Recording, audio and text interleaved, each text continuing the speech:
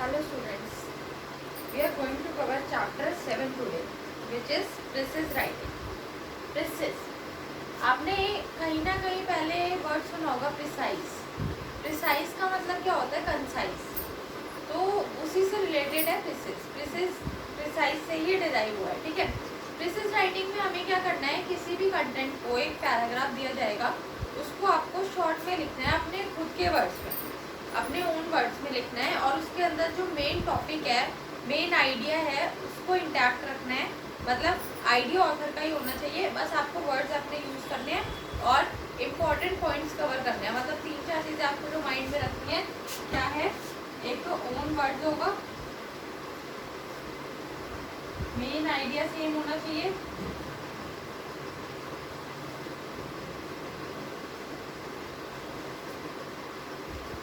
और कंसाइज होना चाहिए. ठीक है.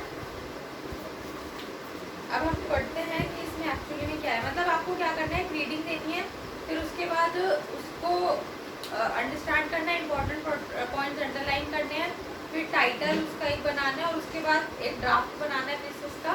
फिर उसको रिव्यू करेंगे और छोटा करके एक और ड्राफ्ट बनाएंगे. तो हम ये पढ़ेंगे स्टार्ट. ठीक है. तो प्रिसाइज राइटिंग के अंदर क्या है?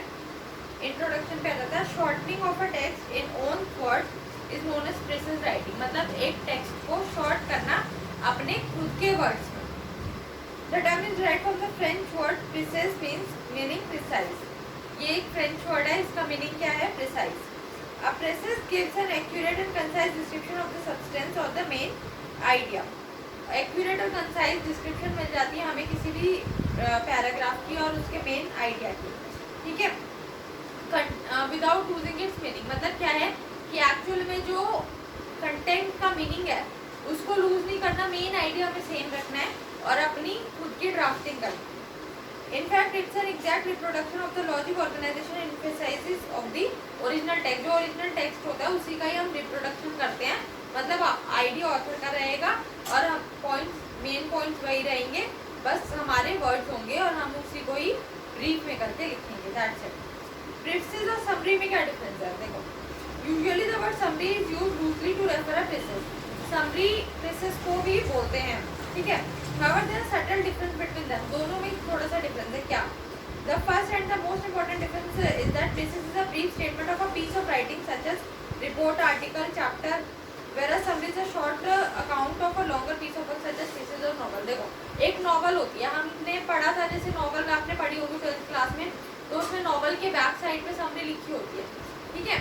तो नॉवेल्स के जैसे बड़ी बड़ी बुक्स हैं या जो भी है, उसकी पूरी अगर हम बात करें नॉवेल्स की थीसिस की, तो वो क्या बनती है? समरी बनती है, अगर उसको हम समराइज करें. बट अगर हम सपोज एक रिपोर्ट है या कोई पैराग्राफ है या कोई एक पर्टिकुलर चैप्टर है, तो उसका क्या बनेगा? उसकी बनेगी प्रिसाइज. मतलब अगर छोटा टेक्स्ट है तो उसका बनेगा प्रिसाइज, और अगर बहुत लार्ज वास्ट टेक्स्ट है तो उसकी हम क्या बोल सकते हैं उसको, कि इसकी क्या बनेगी? Summary. Secondly, precise follows the order and proportion of the material in the original, as the writer of the summary is free to change the order and proportion he wishes to do. ये important point है. इसके अंदर हमें क्या करना है? precise के अंदर order follow करना है. मतलब जो sequence है वो maintain करके चलनी है. sequence maintain करने का क्या मतलब है? यहाँ पे जैसे अगर राइटर ने बोला कि पहले मतलब कोई भी स्टोरी है तो उसके अंदर बोला कि पहले वो लंदन गया, फिर गुड़गांव गया. ठीक है. तो आपको वैसे ही रेफर करना है और उसमें ऑर्डर चेंज नहीं कर सकते. उसने बोला कि पहले वो उसने खाना खाया, फिर वो सोया, तो आपको यही लिखना है कि पहले खाना खाया फिर सोया.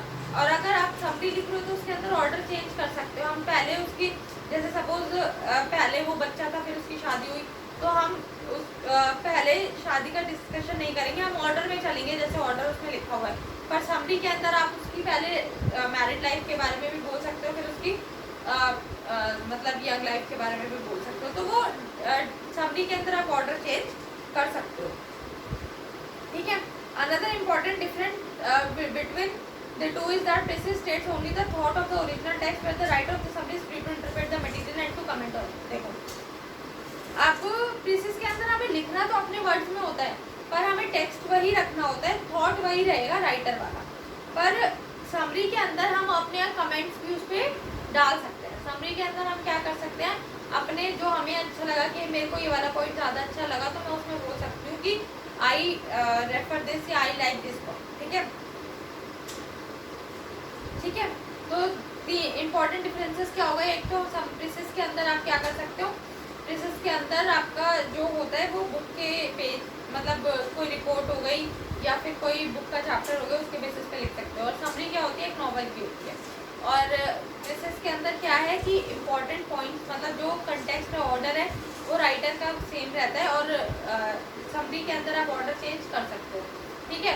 और एक और पॉइंट हमने पढ़ा था प्रेसेस के अंदर अपने वर्ड्स की मतलब अपने वर्ड्स में तो लिखना है, बट अपनी इंटरप्रिटेशन की कोई जगह नहीं है, इंटरप्रिटेशन राइटर की रहेगी।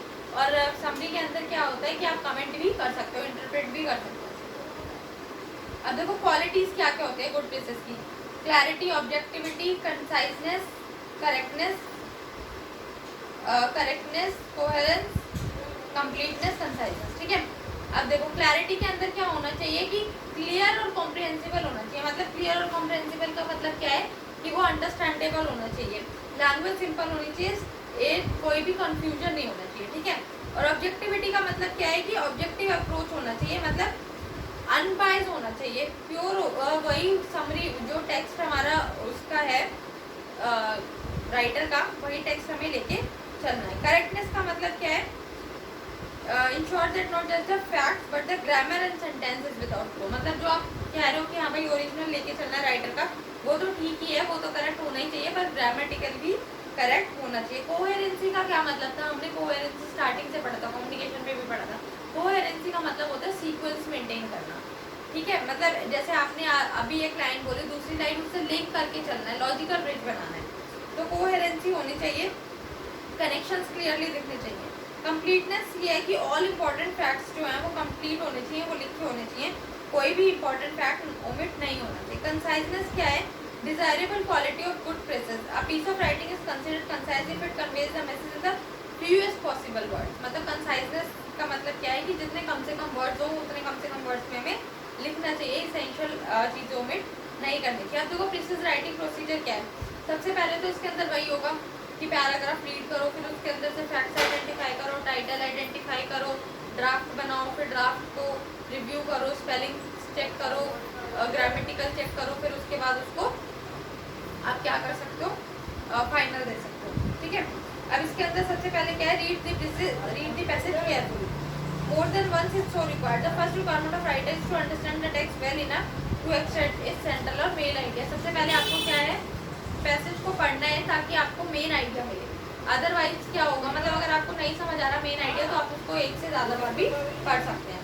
नेक्स्ट क्या है, डिसाइड व्हाट फैक्ट्स और ideas in the text are essential और which are of the secondary of no importance और of no importance is a good idea to underline the important terms and ideas. फिर second चीज़ क्या करनी है आपको, पढ़ने के बाद उसमें इंपॉर्टेंट पॉइंट्स अंडरलाइन करने हैं, आपको देखना है क्या रेलिवेंट है क्या इररेलिवेंट है। कोई पॉइंट अगर इररेलिवेंट है तो उसको स्किप करना और रेलिवेंट पॉइंट को कंसिडर करना है। ठीक है। और अंडरलाइन भी कर सकते हो रेलिवेंट पॉइंट को। फिर उसके बाद प्रपोज प्रेसेस को आप क्या दोगे, एक टाइटल दोगे। फिर नेक्स्ट है collect all the key points and prepare a first draft of the precis. Main points collect कर लो और एक फर्स्ट ड्राफ्ट बनाओ, keeping in mind the need to reduce the original context to the 1/3 of its length. इसके अंदर length कितनी होती है,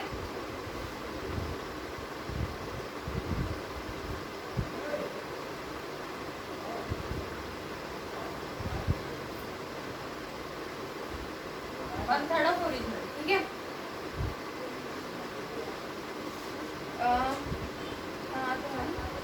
हाँ, the main thought express in the passage, the ideas it contains, the opinions presented and the conclusion arrived should be a part of the rough draft। मतलब आप जो draft के अंदर भी आप अपने मेन थॉट्स लिखोगे, जो आइडियाज होंगे, ओपिनियंस होंगे, जो कंक्लूजन आपने अराइव किया वो सब आपका रफ ड्राफ्ट के अंदर इंक्लूड होना चाहिए। अब ड्राफ्ट को आप क्या करेंगे, हम रीड करेंगे। It may so happen that it's too long. अब हो सकता है कि ड्राफ्ट भी आपका बड़ा हो तो उसको फर्दर शॉर्ट करो, if necessary by omitting anything which is not necessary to the central idea और by rebottling the sentence. Normally you should succeed in producing a good precis by the second draft. आप क्या करोगे, जो first draft आपने बनाया है वो उसी को ही और छोटा करने की कोशिश करोगे और इररेलेवेंट पॉइंट उसमें से हटा दोगे। अब आप सोच रहे हो इतना टाइम होता है, मतलब आप एग्जाम में करोगे तो आपको तो फर्स्ट टाइम में करना होगा, बट आप ये इसलिए यहाँ पे दे रखा है कि आप प्रैक्टिस करोगे 2-3, तो उसके बाद आपको आइडिया हो जाएगा और आप फर्स्ट टाइम में ही उसको बना सकते हो, ठीक है।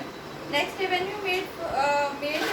you have made your second or final draft, carefully revise your thesis to ensure that you have bare the minimum of the words necessary to express the ideas of the passage. Check to make sure that the thesis has been written in words that are your own, not the used those of the author. मतलब आपको lines तो वही उठानी है, but आपके words अपने होने चाहिए, ठीक है। मतलब आपको मीनिंग सेम देना है, बट आपको वर्ड्स अपने ही यूज करने हैं इसके अंदर। तो वही है, आपको फाइनल ड्राफ्ट में आप रिवाइज करो और मिनिमम वर्ड्स यूज करो जितने मिनिमम हो सकते हैं, और ट्राई करो अपने वर्ड्स यूज करने। अब पॉइंट्स टू रिमेंबर क्या है, this must not exceed 1/3 of the, ये इंपॉर्टेंट है, इसको डबल टिक कर लो। पेपर से पहले आप इसको पढ़ के जा सकते हो कि आपका ये मतलब थीसिस के अंदर ये चीज़ें होनी ज़रूरी है। जब आप थीसिस लिख रहे हो तो माइंड में ये सारे पॉइंट्स आपको माइंड में होने चाहिए। Thesis must not exceed 1/3 of the length of the original passage, 1/3 से ज़्यादा लेंथ नहीं होनी चाहिए। आइडेंटिफाई द सेंट्रल आइडिया और omit unnecessary detail, main idea identify करना है। Eliminate Verde expression from the process, मतलब आपको ज़्यादा उसको वर्ड ही नहीं बनाना कि भाई वर्ड्स आपको उसमें ज़्यादा इंक्लूड नहीं करने। अननेसेसरी रिपीटेशन नहीं होनी चाहिए। Every precis should have a short and appropriate title जरूर होना चाहिए प्रेसेज का। It should be written in the words of the precis writer, precis writer के वर्ड्स में लिखा होना चाहिए, ठीक है। ऑथर के वर्ड्स वाले कॉपी नहीं करने। The main ideas of the original text should be presented in the same order same होना चाहिए। Don't introduce ideas of your own in the presses, अपने खुद के आइडियाज इंट्रोड्यूस नहीं करने, वो समरी में इंट्रोड्यूस होते हैं। आइडिया ऑथर का ही रहेगा, वर्ड्स अपने होंगे, ठीक है। डोंट क्रिटिसाइज और change the author's idea, author idea को चेंज नहीं करना। Always use the third person reported speech and past tense while writing precis, only universal truth should be written in the present tense, ठीक है। Presses लिखते वक्त आपको इसमें किसमें लिखना है, आपको पास्ट टेंस में। अब एक ना एग्जाम्पल इन्होंने दे रखा है, शॉर्ट एग्जाम्पल दे रखा है, हम उसको बहुत कामली रीड करेंगे, क्या क्या मेन पॉइंट्स है, क्या क्या मेन पॉइंट्स नहीं है, ठीक है। सबसे पहले एक बार हम प्लेन रीडिंग दे देते हैं। Right a presses of the presses given below, a life of action and danger moderates the dread of death. It not only gives us fortitude to bear pain, but also teaches at every step the precarious tenure on which we hold our present being.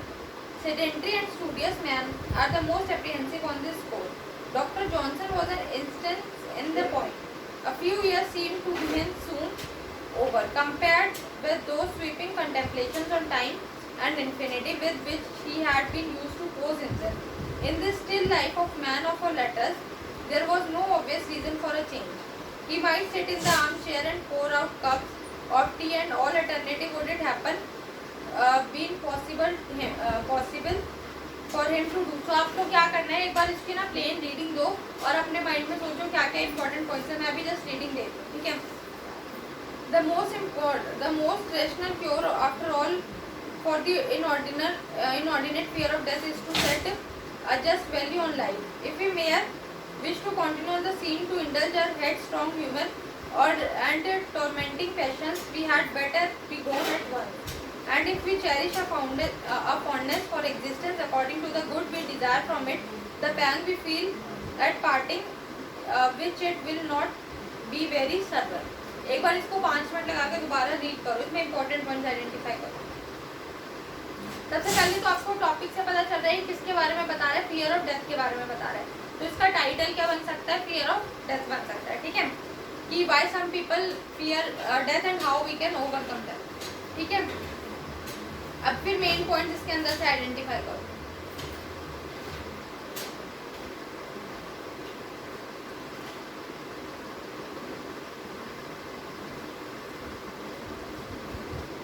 Main points इसके अंदर से identify करो। देखो main points क्या क्या बनेंगे, एक हमने पढ़ी थी एक लाइन,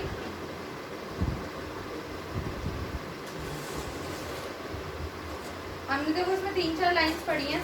एक तो हमने पढ़ा है कि he might sit in the armchair and pour cup of tea, मतलब वो आइडल बैठा रहता है, ठीक है। और हमने पढ़ा था जस्ट वैल्यू ऑन लाइफ, ठीक है। और हमने डिज़ायर वाला पॉइंट पढ़ा है। डिज़ायर वाला पॉइंट इसमें मेन पॉइंट हो सकता है कि हमें गुड डिज़ायर होनी चाहिए इंस्टेड ऑफ सिटिंग आइडल, ठीक है।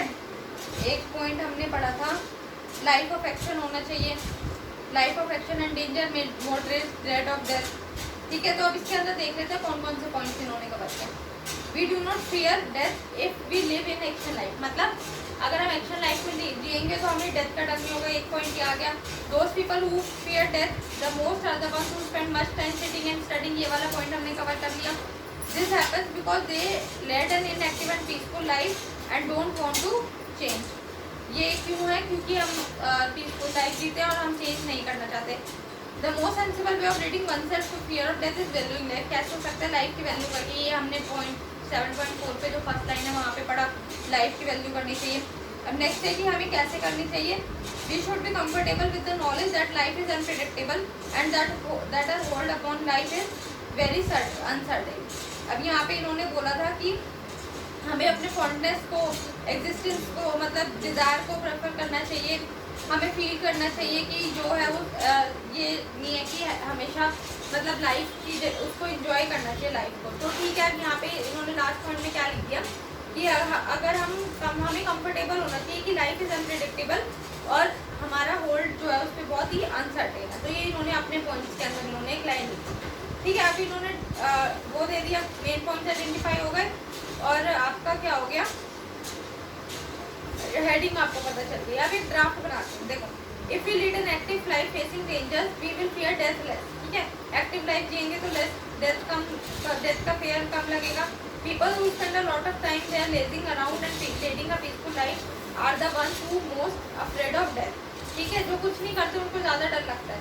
This is because they don't want any change, क्योंकि उनको कोई चेंज नहीं चाहिए। The most sensible way of getting rid of fear of death is to value life properly. Most sensible क्या है कि लाइफ को प्रॉपर्ली वैल्यू करो। If we don't give unnecessary importance to our life, we will not feel the pang of death. अगर हम अपनी importance नहीं देंगे हम लाइफ को, तो हमें डेथ का फियर को हम एक्सपीरियंस नहीं कर पाएंगे। ठीक है, तो यही इन्होंने अब एक ड्राफ्ट बनाया। अब सेकेंड ड्राफ्ट में देखो क्या हुआ। Remember that pieces cannot be made more than third of the length of the original text. The given passage is approximately 200 words. अब ये 200 वर्ड्स का है टोटल पैसेज जो है। पीसेस जो है 65 वर्ड्स का नहीं होना चाहिए, 65 वर्ड से ज़्यादा नहीं होना चाहिए। अब इसके अंदर ये है कितने वर्ड्स का, 80 वर्ड्स का बना है। तो अब इसको भी एडिट करेंगे। अब देखो नेक्स्ट इन्होंने क्या एडिट किया। People who spend a lot of time they are lazing around and leading a peaceful life are the ones who are the most afraid of death. This is because they don't want any change. इन्होंने क्या किया, इसको कैसे लिख सकते हैं, can be written more succinctly in the following manner. People who lead a lazy and peaceful life are the most afraid of death. इन्होंने ये पूरी जो बड़ी लाइन है उसको क्या किया, समराइज किया। अननेसेसरी वर्ड्स हटा दिए और सिंपल के लिखा जो people who are lazy and peaceful who lead a lazy and peaceful life most afraid of death. ठीक है, तो फाइनल ड्राफ्ट में क्या हुआ, फर्स्ट लाइन सेम है, सेकेंड लाइन चेंज कर दी और बाकी नेक्स्ट 2 लाइन सेम। ठीक है, अब सैंपल है सेंटेंस करेक्शन। अब ये सेंटेंस करेक्शन के ऊपर ये ग्रामर जीमेट के ऊपर दे रखा है आपको, इसके ऊपर आपको प्रैक्टिस करनी है बिजनेस की। ठीक है, नेक्स्ट है आपका चाइना की उसके ट्रेड डेफिसिट्स वगैरह के बारे में दे रखा है। ठीक है, फिर उसके बाद जो उसके अंदर दे रखा है नेक्स्ट एक्सरसाइज में आपका दे रखा है माइनिंग बिल का और एक इंटरव्यू से रिलेटेड था। नेक्स्ट है इंटरव्यू से रिलेटेड। ठीक है, एक हम मिस कर रहे हैं। एजुकेशनल अपॉर्चुनिटीज़ भी हैं इसके अंदर। ये है जो चिल्ड्रंस होते हैं जैसे किसी हैंडीकैप वगैरह होते हैं उनको एजुकेशनल अपॉर्चुनिटीज़ नहीं मिलती, कैसे देनी चाहिए वो सब है। तो इसको इनके सॉल्यूशंस भी दे रखे हैं इसमें, बट आप क्या करना, आप बैठ के पैराग्राफ रीड करना, इंपॉर्टेंट पॉइंट उसको अंडरलाइन रखना। मतलब ये 5-6 पॉइंट ना आप मेन माइंड में रख के चलो और उसके अकॉर्डिंग अपना प्रेजेंट ड्राफ्ट करना कि आइडिया जो है वो सेम होना चाहिए, मेन पॉइंट्स कवर होने चाहिए और लेंथ 1/3 होनी चाहिए और वर्ड्स अपने होने चाहिए, रिपीटेशन नहीं होने चाहिए और ऑर्डर भी सेम होना चाहिए। जैसे हमने ऊपर वाले में भी पढ़ा था, उसमें हमने पढ़ा पहले वैल्यू लाइफ के बारे में, एक्शन के बारे में बोल रहा था, फिर लेजीनेस के बारे में बोल रहा था, फिर वैल्यू लाइफ के बारे में बोल रहा था। तो हमने लाइन्स वैसे ही रखी जैसे ऊपर पैराग्राफ में थी, first line, second line, third line, उसी सीक्वेंस में लाइन रखी है। लाइन्स को हमने चेंज नहीं किया। तो आपको भी इन सारे पैसेज में यही करना है। ठीक है, ये आप ट्राई करके आना। नेक्स्ट है chapter number 8, article writing.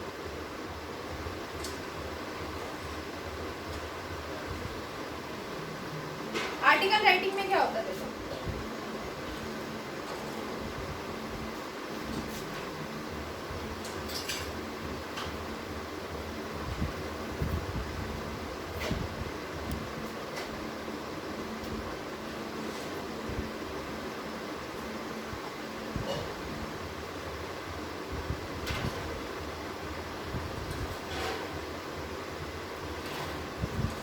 Article writing. Article में सबसे पहले आपकी क्या होती है, एक हेडिंग होती है, ठीक है, और उसके बाद बायलाइन होती है। बायलाइन मतलब कौन लिख रहा है।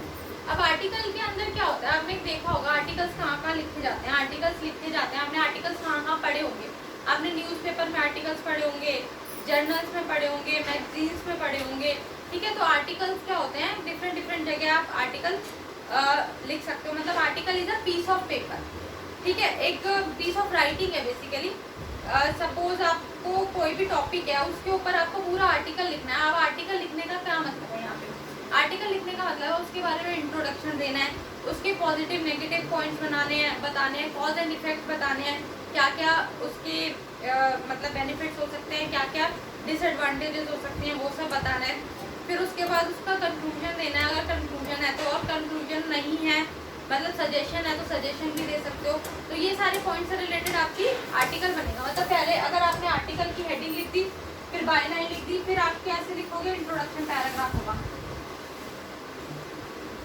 ठीक है, फिर बॉडी होगी, फिर कंक्लूजन होगा। ये सब अभी हम चैप्टर में डिटेल में पढ़ेंगे थोड़ा सा, ठीक है। अभी रीड कर लेते हैं एक बार। दो तरह के आर्टिकल्स होते हैं, हम यहाँ पे पढ़ेंगे।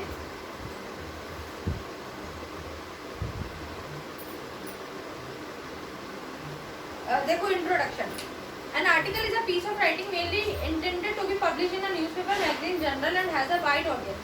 और इसकी ऑडियंस क्या होते हैं, वाइड होते हैं, मतलब बहुत सारे लोगों को आर्टिकल बहुत सारे लोगों को रेफर करते हैं, मतलब हम जनरल पब्लिक के लिए लिखे होते हैं। Article writing is the process of creating a non fiction text about topics that can be very serious to the ordinary. मतलब टॉपिक्स कैसे भी हो सकते हैं, बहुत सीरियस टॉपिक भी हो सकते हैं और ऑर्डिनरी भी हो सकते हैं। दे कैन डिस्कस दे कैसे किस किस टाइप के हो सकते हैं, करंट इशूज और जनरल इंटरेस्ट पे टॉपिक डिस्कस कर सकते हैं, हेल्थ डिस्कस कर सकते हैं, पॉलिटिक्स डिस्कस कर सकते हैं, एंटरटेनमेंट डिस्कस कर सकते हैं, इन्वायरमेंटल कंसर्न डिस्कस कर सकते हैं, आप अपने आसपास के एरिया के कोई मैटर है वो उसको डिस्कस कर सकते हो। मोबाइल फोन्स के ऊपर आर्टिकल्स होते हैं, बहुत करंट इशूज वगैरह हैं, वो सब आप में ले सकते हो। Since it is written for wide audience, essential that language used is interesting, simple, includes stories, anecdotes and face to and facts to keep the readers engaged। ठीक है, हमें क्योंकि वाइड ऑडियंस के लिए लिखना है तो लैंग्वेज आपकी सिंपल होनी चाहिए, इंटरेस्टिंग होनी चाहिए, और एनेक्डोट्स मतलब छोटे छोटे जो थोड़े फनी डायलॉग्स होते हैं वो भी इसके अंदर आप इनकॉर्पोरेट कर सकते हो इंटरेस्टिंग बनाने के लिए। ठीक है, फॉर्मल भी हो सकता है, इनफॉर्मल भी हो सकता है, टारगेट ऑडियंस के अकॉर्डिंग आपको इसको फॉर्मल इनफॉर्मल लिखना है। अब देखो आर्टिकल क्या करता है, आर्टिकल क्या करता है, unlike a report an article too much more simply report और इवेंट और स्टेट फैक्ट। आर्टिकल रिपोर्ट से कहीं ज़्यादा करता है। कैसे, देखो it can offer suggestion and advice, advice और सजेशन भी देता है, इन्फॉर्मेशन देता है बहुत सारे टॉपिक्स पे, कंपैरिजन कर सकते हो आप, कैन लोकेशन को डिस्क्राइब करता है। सपोज आप लिख सकते हो कि किसी चीज़ के ऊपर आर्टिकल लिख सकते हो, मतलब लोकेशन फरीदाबाद के ऊपर आपने आर्टिकल लिखा, फरीदाबाद कैसी लोकेशन है, क्या है, किसी पर्सन के ऊपर आर्टिकल लिख सकते हो, किसी ऑब्जेक्ट के ऊपर लिख सकते हो, टेक्नोलॉजी के ऊपर लिख सकते हो। It can simply amuse and bring a smile on the reader's face. Reader को अम्यूज करना है, मतलब आर्टिकल को हैप्पी करना है रीडर को, और उसके फेस पे स्माइल लानी है। रीडर्स को enable to think, it can enable readers to think, मतलब आपको जैसे आपने कोई टॉपिक उठाया मोबाइल फोन, तो उसमें आपने उसके बेनिफिट्स बताए, आपने उसके डिसएडवांटेजेस बताई, तो एडवांटेज डिसएडवांटेज में रीडर्स को ये होगा कि वो सोचने में मजबूर हो जाएगा कि हाँ इससे तो मेरे को हार्म पहुँचेगा, मुझे ये चीज़ें नहीं करनी है। तो इस टाइप की राइटिंग होनी चाहिए ताकि वो दूसरों को इन्फ्लुएंस करे।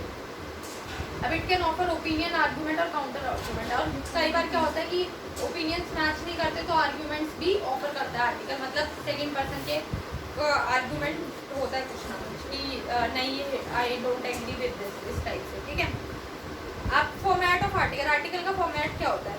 N article is usually considered part of informal writing. There are no rules और techniques to be avoid by while writing articles, yet an organize structure is preferred. मतलब कोई रूल्स कोई रेगुलेशंस नहीं है, बट एक structure proper define है, ठीक है।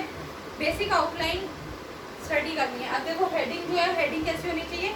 आई कैचिंग होनी चाहिए, सेंट्रल थीम होनी चाहिए। बाय लाइन, बाय लाइन में क्या आएगा? राइटर का नाम आएगा जो कि राइट में हेडिंग के नीचे मेंशन करना है। फिर इंट्रोडक्शन, इंट्रोडक्शन में क्या आता है? इंट्रोडक्शन में आपका क्या आता है? कंटेंट आएगा, रीडर की अटेंशन आप देखोगे, फैक्ट्स दोगे, उसके अंदर ये दोगे, एनेक्डोट्स दोगे, कोटेशंस भी डाल सकते हो। इंट्रोडक्शन के अंदर आप जो टॉपिक डिस्क्राइब करने वाले हो उसका ब्रीफ इंट्रोडक्शन देना है कि आप आगे क्या क्या डिस्कस करने वाले हो, उस टॉपिक के अंदर क्या क्या पॉइंट्स आप कवर करने वाले हो, आपने ये पॉइंट क्यों उठाया, ये आर्टिकल क्यों उठाया, क्या इश्यूज आ रहे हैं, ये सब आप उसके अंदर ब्रीफ में दे सकते हो। देन बॉडी, 2-3 पैराग्राफ की बॉडी होगी। बॉडी के अंदर क्या होगा? देखो merit, demerit, causes, consequences, effects, advantage, disadvantage अभी हमने डिस्कस किया। अगर टॉपिक के अकॉर्डिंग देखेंगे, अगर उसके एडवांटेज डिसएडवांटेज है तो वो हम उसमें डाल सकते हैं। जैसे अभी हम मोबाइल फ़ोन का ही डिस्कस कर रहे हैं तो उसके अंदर मोबाइल फ़ोन के एडवांटेज डाल दो एक पैराग्राफ में, इसमें डिसएडवांटेज डाल दो, ठीक है। और कॉजेज और कॉन्सिक्वेंसेज, इफेक्ट्स, ये सब किस में डाल सकते हैं? अब जैसे कोई गंगा रिवर है, गंगा रिवर के अंदर क्या होगा? अगर कोई वो जैसे पॉल्यूटेड हो रही है तो कंटेमिनेटेड हो रही है, तो उसका हम क्या कर सकते हैं? उसके कॉजेज डाल सकते हैं, क्यों हो रही है, उसका इफेक्ट क्या होगा, वो डाल सकते हैं कि आगे जनरेशन पे क्या इम्पैक्ट पड़ेगा, क्या जनरल पब्लिक पे इम्पैक्ट पड़ रहा है, मतलब उसका पानी पीने से क्या हेल्थ डिजार्ट्स हो सकते हैं, हेल्थ हजार्ट्स हो सकते हैं, ठीक है। तो वो सब हम लिख सकते हैं। कंक्लूजन के अंदर क्या है? अ फॉर्मल और logical end to above written content, a summary of all that included in the article. Conclusion में आप क्या समरी लिखोगे, जो भी आपने पूरे आर्टिकल में इंक्लूड किया, उसके एक फाइनल ओपिनियन होगा, रिकमेंडेशन और कमेंट भी दे सकते हो। देखो डिपेंड करता है पैराग्राफ कैसा है। अगर आप ओपिनियन दे सकते हो उसमें, तो ओपिनियन दो कि मैं मेरे ओपिनियन में आपको मोबाइल फोन कम यूज़ करना चाहिए। रिकमेंडेशन भी काइंड ऑफ ओपिनियन हो गया। कमेंट एक्सप्रेसिंग ऑफ होप, मतलब आई होप कि you will follow the guidelines given above, या फिर point mentioned above and accordingly act on it. And a warning हो सकती है कि अगर आपने ये नहीं किया तो आपको, जैसे सस्टेनेबल डेवलपमेंट है, अगर आपने पानी को सेव नहीं किया तो आगे की जनरेशन के लिए बचेगा नहीं बचेगा, वो वाले टॉपिक ले सकते हैं। अपील कर सकते हो, कॉल फॉर एक्शन कर सकते हो कि आगे आके आपको ये एक्शन देने हैं, ठीक है। पॉइंट्स टू रिमेंबर क्या है? The topic should be unique end of relevance. Unique होना चाहिए और रेलिवेंट टॉपिक होना चाहिए। टारगेट ऑडियंस हमें पता होना चाहिए किसके लिए लिख रहे हैं। Main, identify the aim of writing the article to advise, inform, entertain, compare, describe. मतलब आपको एम पता होना चाहिए आर्टिकल का कि आपको लोगों को इन्फॉर्म करना है, एडवाइस करना है, या एंटरटेन करना है, या किसी चीज़ से कंपैरिजन करना है, या डिस्क्रिप्शन देना है। आपको क्लियरली पता होना चाहिए कि लिखते वक्त आप किस लिए लिख रहे हो। टाइटल जो है वो शॉर्ट होना चाहिए, आई कैचिंग होना चाहिए। Begin with the striking opening sentence which gets the reader interested in the topic. एक ओपनिंग करो, बहुत अच्छे सेंटेंस से करो कि इंटरेस्ट बने भी होगा। Writer must have enough to say choose your ideas beforehand. मतलब आप लिखने से पहले अपने आइडियाज कलेक्ट करो। Be true to what you write, make suggestion and go by them throughout the article. मतलब अपनी राइटिंग पे ट्रू रखो। ये नहीं कि अभी आप एक पॉइंट बोल रहे हो फिर दूसरे उसी पॉइंट से मुकर जाओ। अपनी अजम्पशन, अपनी जो बोल रहे हो उसी को कॉन्टिन्यूसली उसको सपोर्ट करते हुए आगे चलो। Keep the article brief, unnecessary repetition, irrelevant information. आपको ये पूरी ग्रामेटिकल कहीं पे भी राइटिंग में नहीं लिखनी है, अननेसेसरी रिपीटेशन नहीं करनी। This is not for article, this is for every writing. Break the article into paragraph at at से द ब्रीदर। ब्रीदर बेसिकली क्या होता है कि आप पैराग्राफ वाइज लिखोगे तो थोड़ा थोड़ा पॉज मिलता जाएगा। Pay attention to the choice of voice and tense. Tense आपको ठीक मतलब टेंस का ध्यान रखना है। Choice of voice, active voice, passive voice किसमें लिखना है वो आपको ध्यान रखना है।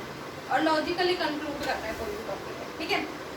अब देखो article steps in article writing, like report article to need to be well written to hold the readers attention, ठीक है।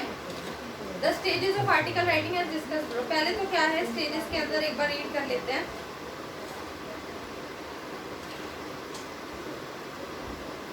सबसे पहले है आइडेंटिफाई द टारगेट ऑडियंस। आपको टारगेट ऑडियंस को आइडेंटिफाई करना है। बिफोर यू बिगिन आपको पता होना चाहिए कि आप किसके लिए लिख रहे हो।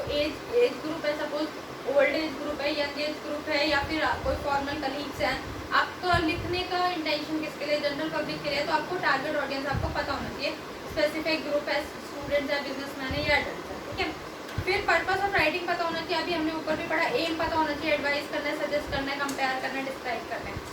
तो step 1 and step 2 deciding factor in the layout of your article है। फिर उस अगर स्टेप 1 और स्टेप क्लियर है तो आपको लेआउट आपको क्लियर हो जाएगा कि उसकी लैंग्वेज कैसी रहेगी, उसकी फॉर्मेलिटी, लेवल ऑफ फॉर्मेलिटी आपको कितना रखना है। जैसे कि एग्जांपल दे रखा है, if the topic is for the article is career in commerce, अगर करियर इन कॉमर्स होगा तो आपका टारगेट ऑडियंस क्या होंगे, स्टूडेंट्स ऑफ कॉमर्स होंगे। तो article would be an informative one dealing in detailing in various career that a commerce students can choose from colleges, university, eligibility and selection process. The tone must be formal and the language easy and straightforward, ठीक है।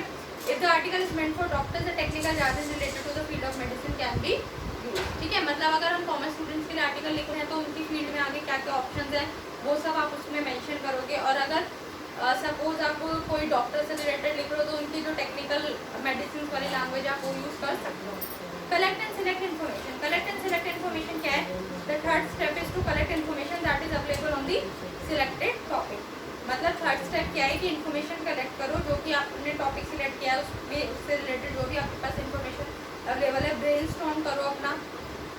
You may use various sources, books, interviews आप देख सकते हो, collect कर सकते हो, read through them and select relevant information. It is important to ensure that the information you have collected is authentic and reliable. आपको ये जरूर देखना है कि फैक्ट्स जो है वो रिलायबल और ऑथेंटिकेट होने चाहिए। ये नहीं कि कहीं से भी कलेक्ट कर लिया, जहाँ जो बुक्स आप रेफर कर रहे हो वो ऑथेंटिकेट होनी चाहिए।